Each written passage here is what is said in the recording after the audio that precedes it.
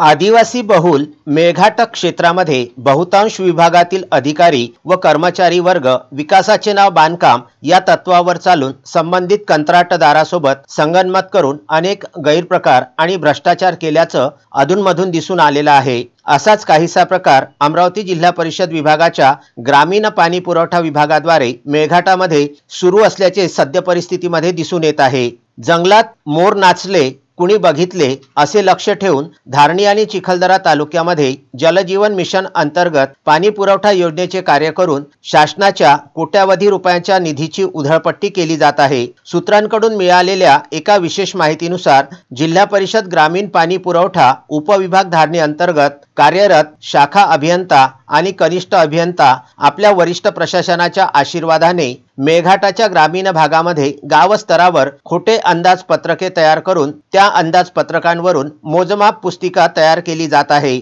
गंभीर बाब अशी की खोटी मोजमाप पुस्तिका म्हणजेच एखाद्या गावामध्ये जर विहिरीचे खोदकाम 15 मीटर करण्यात आले असेल तर त्या ठिकाणी 18 मीटर रेकॉर्ड केले जाते। रायझिंग मेन 800 मीटर असेल तर ती 1800 मीटर रेकॉर्ड केली जाते। डिस्ट्रीब्यूशन 1500 मीटर असेल तर ते 2500 मीटर रेकॉर्ड केली जाते अशी माहिती सूत्रांकडून प्राप्त झाली आहे। एखाद्या गावाची मोजमाप पुस्तिका हातात घेऊन प्रत्यक्ष गावामध्ये जाऊन मोजमाप केले असता ती मोजमाप पुस्तिका आणि गावामध्ये झालेले प्रत्यक्ष कार्य याच्यामध्ये मोठी तफावत येण्याची दाट शक्यता आहे। एकंदरीतच जिल्हा परिषद ग्रामीण पाणी पुरवठा विभागाद्वारे मेळघाटामध्ये शासनाच्या निधीची उधळपट्टी करून ज्या ठिकाणी 50 लाख रुपयांमध्ये पाणी पुरवठा योजना विहीर रायझिंग मेन डिस्ट्रीब्यूशन आणि उंच टाकीसह होणे शक्य आहे त्याच ठिकाणी जवळपास 75 लाख ते 1 कोटी पर्यंतचा शासनाचा निधी खर्च केला जातो आहे। मेळघाटामध्ये केंद्र शासनाच्या महत्त्वाकांक्षी जलजीवन मिशन मध्ये अनेक अनियमित आणि भ्रष्टाचार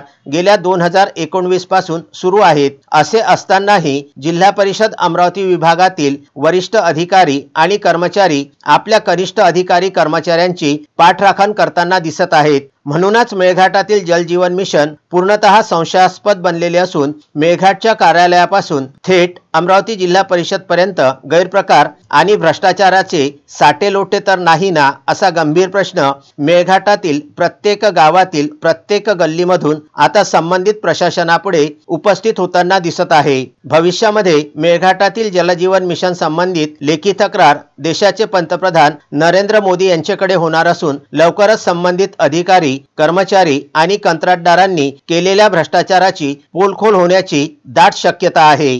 विदर्भ न्यूज ब्युरो अमरावती।